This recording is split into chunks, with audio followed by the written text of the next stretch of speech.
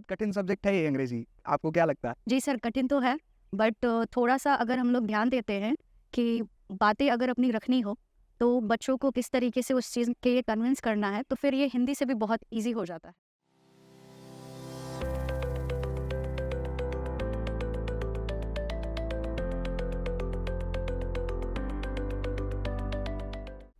प्रणाम आप सभी को, मैं निखिल प्रकाश आप सभी का स्वागत करता हूँ शिक्षा संवाद में। आज के हमारे एपिसोड में हमारी गेस्ट हैं प्रियांजलि मैम। प्रियांजलि मैम, आपका तहे दिल से स्वागत करता हूँ मैं। प्रियांजलि मैम हमारी स्कूल में कक्षा 1 से लेकर के 5th तक की अंग्रेजी की शिक्षिका हैं। मैं बातचीत की शुरुआत ऐसे करूँगा कि मैम बहुत कठिन सब्जेक्ट है ये अंग्रेजी, आपको क्या लगता है? जी सर, कठिन तो है, बट थोड़ा-सा अगर हम लोग ध्यान देते हैं कि बातें अगर अपनी रखनी हो, तो बच्चों को किस तरीके से उस चीज़ के लिए कन्विंस करना है, तो फिर ये हिंदी से भी बहुत ईज़ी हो जाता है। देखने में कहा जाता है English is a tough language, but according to me it is not. ये बहुत आसान है। ये ऐसा लैंग्वेज है जो कि आप गेम के थ्रू भी बहुत ईज़िली सीख सकते हो।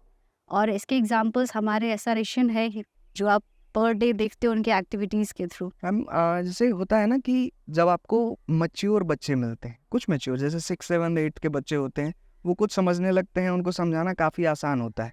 लेकिन आप जिस ग्रेड के बच्चों के साथ डील करती हैं, काफ़ी कठिन होता है उनके साथ इवन समय गुजारना। जैसे घर में भी छोटा बच्चा होता है, वो बहुत तो बहुत 5 मिनट 10 मिनट, उसके बाद फिर वो परेशान करने लगता है और आदमी को इरिटेशन होने लगती है। लेकिन पूरे दिन 1 से लेकर के 5th तक के बच्चों के साथ रहना, आपका क्या एक्सपीरियंस है? कैसा लगता है? कैसे बीतता है ये समय? सर, ये तो टफ है, क्योंकि जो छोटे बच्चे होते हैं ना, वो आपकी सुनना कम पसंद करते हैं और अपनी बातें, अपने आइडियाज़ को रखना ज़्यादा पसंद करते हैं। तो फिर वहाँ पर चैलेंज ये होता है कि आप पढ़ाओगे कैसे? How do you deal with them?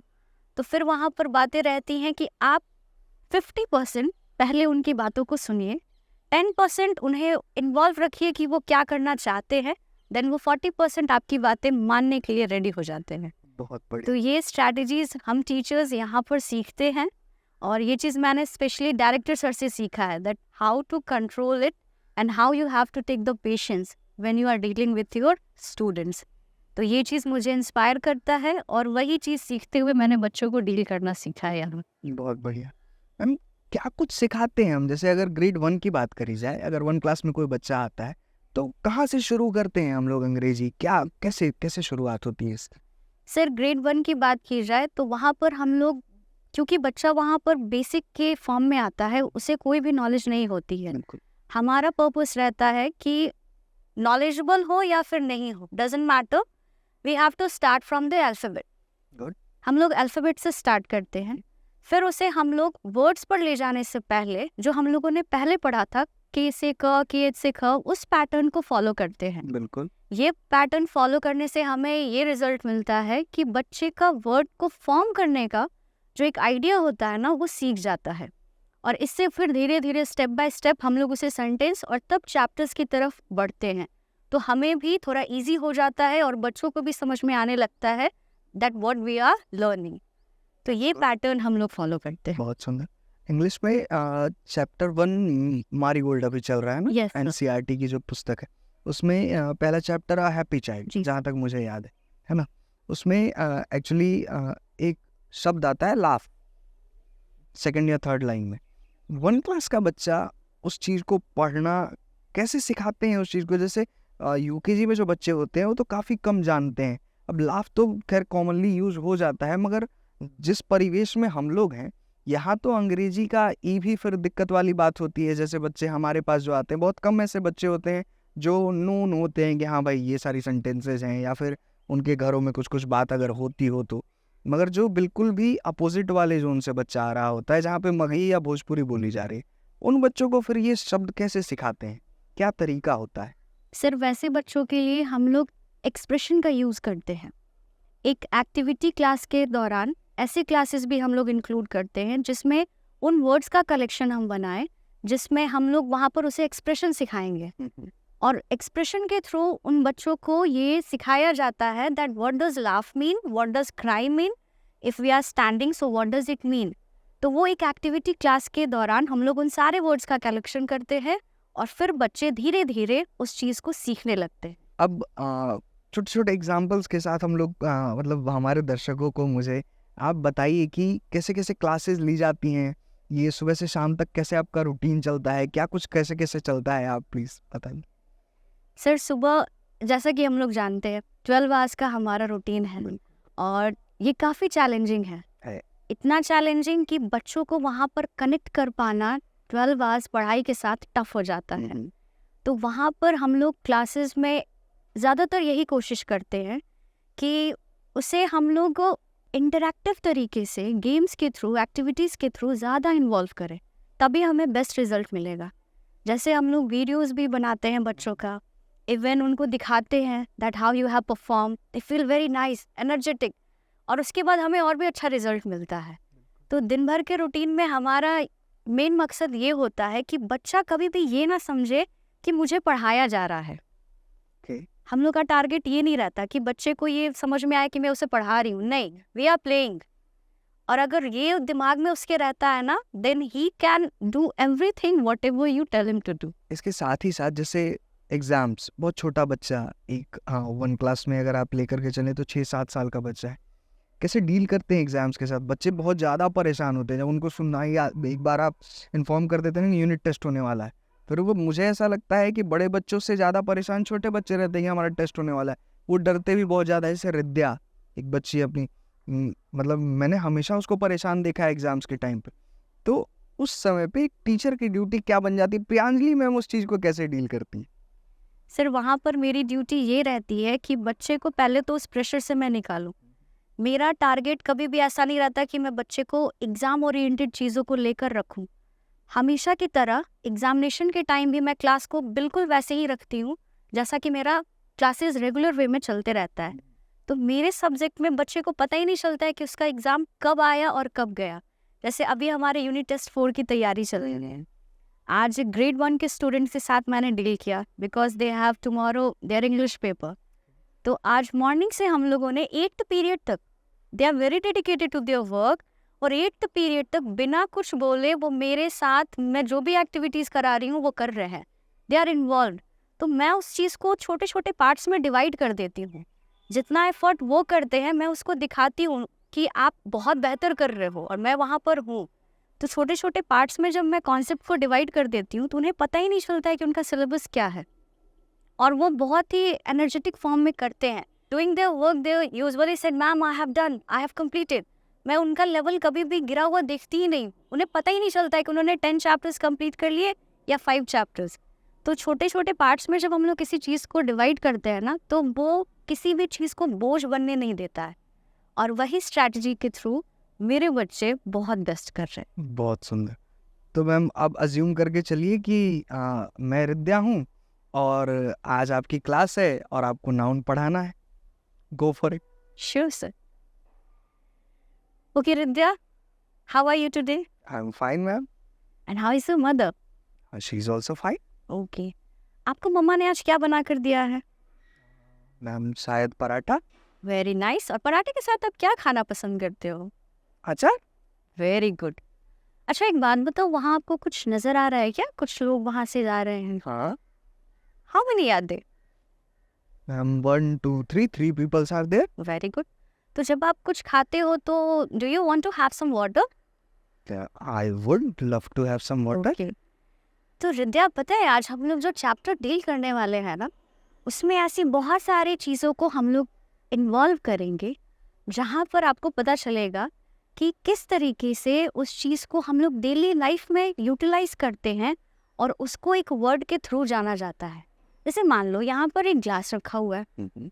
अब इस ग्लास को हम लोग तो यूजुअली जानते हैं it's a glass and we use it for the water. Exactly for. लेकिन जब हम लोग इस कॉन्सेप्ट को आगे बढ़ाते हैं तो आपको मैं बताऊं कि इन सारी चीज़ों को एक वर्ड के अंदर फॉर्म किया जाता है और उसे हम लोग कहते हैं नाउन। अब ये ग्लास रखा हुआ है तो हमें ये यूज में आता है, पानी पीना है, कोल्ड ड्रिंक पीना है, वॉट एवर वी हैव, तो ये हम थिंग बोलेंगे। हम लोग आपस में बात कर रहे हैं, हम लोग पर्सन हैं तो हम पर्सन कहलाएंगे। हमारे आसपास में बहुत सारी चीज़ें दिख रही है, व्हीकल्स मूव कर रहे हैं तो ये सारे थिंग हो गए। फिर उसी तरीके से आप जिस प्लेस पर बैठे हो इसका एक नाम है, तो ये हमारा एक नाउन हो गया। ये भी आपका नाउन के ही अंदर आएगा। जैसे हमने थिंग सीखा, पर्सन के बारे में सीखा, प्लेस के बारे में सीखा, ठीक उसी तरीके से आसपास आप हर जगह देखोगे, आपके घर के पास भी या हमारे स्कूल में भी डॉगीज है, दे आर एनिमल्स। तो ये हमारे एनिमल्स हो गए। इट मीन्स आज हम लोग जिस कॉन्सेप्ट नाउन को पढ़ने जा रहे हैं वो हमें ऐसे वर्ड्स की इंफॉर्मेशन बताता है जहाँ पर हम किसी भी चीज़ को पहचान सकते हैं। Okay. So noun is a word that help us to identify everything. For animals, person, places, whatever we see or wherever we are, वो हमें बताता है। तो आज का टॉपिक हमारा है नाउन। इट मीन्स संज्ञा, और संज्ञा किसी भी चीज़ की आइडेंटिफिकेशन को हमें सिखाता है। अब जैसे बताओ आप, मैं यहाँ बैठी हूँ, so what do we call it? This is it. Sofa. Yes. So ये हमारे यूज में आ रहा है, तो हम इसे किस कैटेगरी में रखेंगे? पर्सन, प्लेस, एनिमल और thing? Thing. Very good, it's nice, great, thank you sir. Thank you, thank you. That was wonderful. Thank you very much. And see, पिताजी का डिसीजन कभी गलत होता ही नहीं, और खासकर शिक्षकों को चुनने में तो मैं देख पा रहा हूँ आपको भी बिल्कुल बहुत अच्छे तरीके से आपने बताया। और हम ऐसा चाहते भी हैं कि छोटे बच्चे, और खासकर छोटे क्या जैसे भी बच्चे हों, जो भी बच्चे हों, उनको अगर इन्वॉल्व करके चीज़ें बताई जाए तो वो ज़्यादा अच्छा काम कर पाते हैं। तो और भी कुछ एग्जांपल्स मैम आप रखिए, बताइए हमको और भी छोटी छोटी एक्टिविटीज़ के तरह की कैसी कैसी एक्टिविटीज़ आप कराती हैं और क्लासेस में अपने बच्चों को सिखाने के लिए। सर क्लासेस में एक्टिविटीज़ मेरी इन्वॉल्व, जैसे हमारे 2 सेक्शन हो जाते हैं। लैंग्वेज पेपर में आपको 2 सेक्शन पढ़ना ही होता है। Literature, grammar. जी, लिटरेचर एंड ग्रामर। तो लिटरेचर तो बच्चे स्टोरी के फॉर्म में सुन लेते हैं, बट जब बात आती है ग्रामर की तो वहाँ पर आपको उन्हें कॉन्सेप्ट क्लियर करना है, और उसके लिए एक्सरसाइज वर्क इम्पॉर्टेंट हो जाता है। बट वहाँ पे बच्चे पीछे भागते हैं, they don't want to do. अब वहाँ पर चैलेंज ये हो जाता है कि मैं ये एक्सरसाइज वर्क कैसे कंप्लीट कराऊँ। तो उस चीज़ को करने के लिए I usually give them project work. Okay. जैसे अभी हम लोगों ने नाउन टॉपिक को यहाँ पर डिस्कस किया, तो I usually tell them to make a tree and do all the activities whatever you see around. Okay, तो वो लोग वहाँ पर पेस्ट करना स्टार्ट करते हैं कि एक पेड़ है, अब पेड़ पर उनको क्या क्या दिख रहा है। बर्ड्स होंगी, बर्ड्स का नेस्ट है वहाँ पर, फ्रूट्स हो सकते हैं, कुछ फ्लावर्स हो सकते हैं। तो वो स्टार्ट करते हैं उस चीज़ को वहाँ पर बनाना। उसी तरीके से मैं एक प्लेस का पिक्चर दे देती हूँ, अब वो वहाँ पर डिफाइन करना स्टार्ट करते हैं कि ये रोड हो गया, ये बस जा रही है, हर एक चीज़। तो एक्टिविटीज़ को इन्वॉल्व करना मुझे लगता है कि आज के जनरेशन के लिए बहुत इम्पॉर्टेंट है, और उसका रिजल्ट मैं देखती हूँ कि जितना हम उन लोगों को एक्टिविटी के थ्रू कनेक्ट कर पाते हैं, उतना हम एक्सरसाइज वर्क या ज़्यादा प्रेशर देकर नहीं कर सकते। तो मेरा टारगेट यही रहता है कि मैं अपने सिलेबस को भी कवर कर लूँ और बच्चे को पता भी नहीं। मैम क्या लगता है आपको, ये जो सिलेबस बनाया हुआ है, सीबीएसई का जो सिलेबस आया हुआ है, वो कितना फ्रूटफुल है बच्चों के आगे की जर्नी के लिए? सर सीबीएसई का सिलेबस कम्प्लीटली देखा जाए तो मेरे हिसाब से सर 80% सही है, बट 20% मैंने वहाँ पर देखा है कुछ चीज़ की कमी, क्योंकि हम लोगों ने अपने स्कूल में अप्लाई किया है। ठीक है। जैसे जब मैंने सिलेबस देखा था तो मुझे याद है कि वहाँ पर ये जो कॉन्सेप्ट्स है ना, अल्फ़ाबेट्स को लेकर या फिर के फॉर क, जो कि बहुत इम्पॉर्टेंट रोल प्ले करता है, वो वहाँ पे नहीं, वो वहाँ पर मिसिंग है। और ये सीबीएसई को डालना चाहिए था, इन्वॉल्व करना चाहिए था, क्योंकि वो बेस है। मे बी उनके हिसाब से ये चीज़ सही नहीं होगा, बट जब आप एक एज अ टीचर जाते हो ना, तो आपको पता चलता है कि आपके बच्चे को उस चीज़ की नीड है, क्योंकि उसके बिना फिर वो बोलते हैं ना, बेस सही नहीं हुआ तो आगे बिल्डिंग आप कितने भी ऊंचे बना लो, वो एक दिन गिरना ही है। बिल्कुल, बेस बहुत ज़रूरी है।